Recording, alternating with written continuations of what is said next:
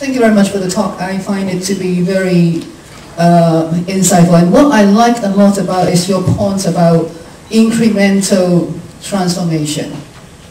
I do certainly agree that, as an individual, it's difficult for us to change as sort of the quantum change, but we always talk about transformation. We hope that, education can in fact go to a different phase and, fundamentally different processes.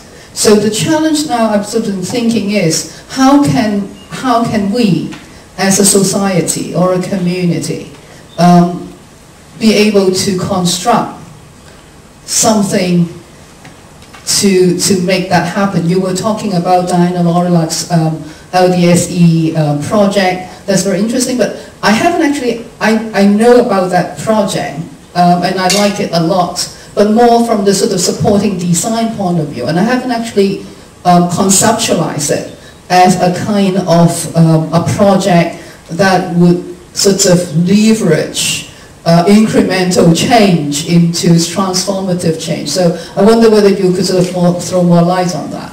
Well, actually, I don't think she has either. So I have to check with her that it's all okay. Well, that's a really, really good question. And I'm going to show you the slide I didn't show you. Is that okay? I want to go back to an idea that is 30 years old, which Professor Seymour Papert of MIT first put forward.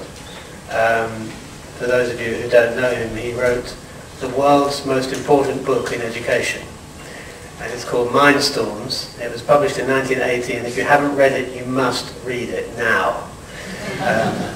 But he floated the following very insightful idea, which is that we are more or less, I think, as an educational community, happy with the idea of constructivism.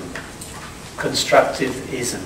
This is a theory of psychology which is about 60 or 70 years old.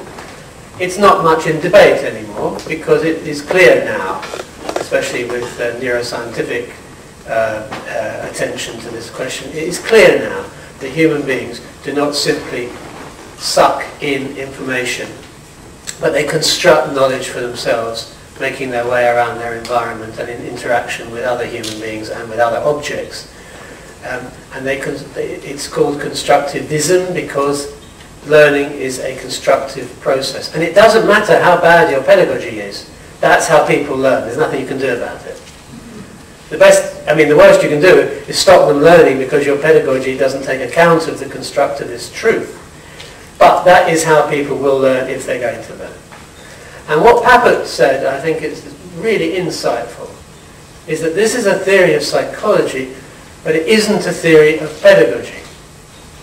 And what we need, and we haven't really got it yet, is a theory of pedagogy, which he calls constructionism, which basically, the simplest possible version I can give you is, if learning is a question of building structures in your head, then a good way to build structures in your head is to build structures outside your head. And before we had the computer, you could do that. You see little kids doing it with blocks, for example, building things. Everybody, all human beings build things. But now we can build a much, much bigger variety of things because we have this super building kit called the computer.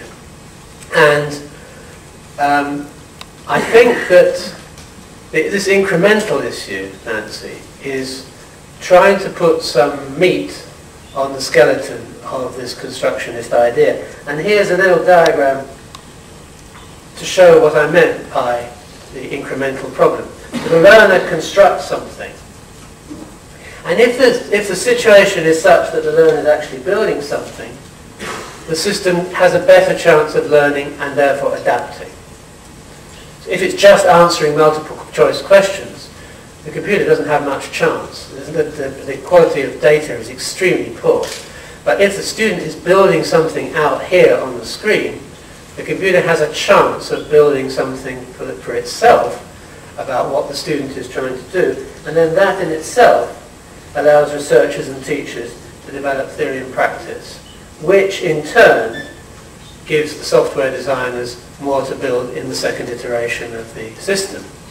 And I think this, you see this cycle, maybe not explicitly put like this, and definitely not usually wrapped up in the words like constructionist and constructivist and so on. But you see this is a natural thing for software developers to do. It's less of a natural thing for educationists to do, and I think it's becoming more and more possible as the collaboration between computer science and education gathers pace. So I don't know if that is some part of an answer.